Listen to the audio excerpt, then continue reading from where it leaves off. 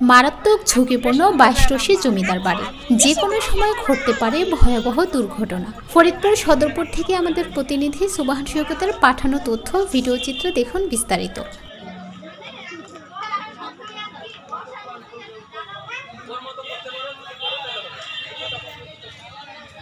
বছরের পর বছর অযত্ন আর অবহেলায় ধ্বংসের ধার প্রান্তে ফরিদপুর জেলার সদরপুর উপজেলার ঐতিহাসিক 22 জমিদার বাড়ি। একসময় যেখানে আলো ঝলমল থাকতো সারাক্ষণ, ছিল শান বাঁধানো পুকুর ঘাট আর নান্দনিক ভবন। জমিদাররা যখন বসবাস করত তখন বিভিন্ন পূজা অর্চনায় আলো ঝলমলে অবস্থা বিরাজ করত। 1947 সালে দেশ বিভাগের সময় জমিদারি প্রথা বাতিল হলে জমিদার বংশের সবাই এই দেশ ছেড়ে ভারতে চলে যায়। তখন থেকেই জমিদার বাড়িটি পরিত্যক্ত হয়ে যায়। কালের বিবর্তনে আজ ইতিহাসের সাক্ষী হয়ে দাঁড়িয়ে আছে এই পরিত্যক্ত বাড়িটি।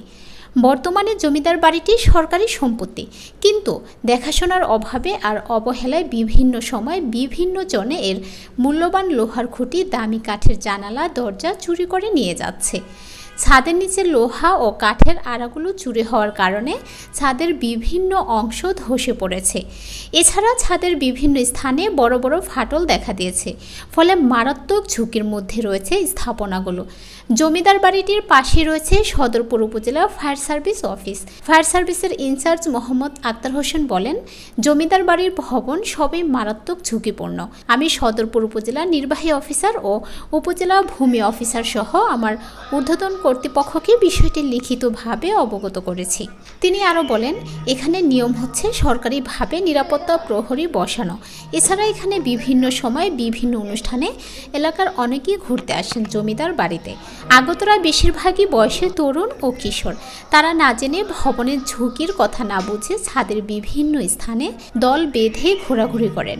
এতে যে কোনো সময় ছাদ ধসে বড় ধরনের দুর্ঘটনা হতে পারে মারাত্মক প্রাণহানি।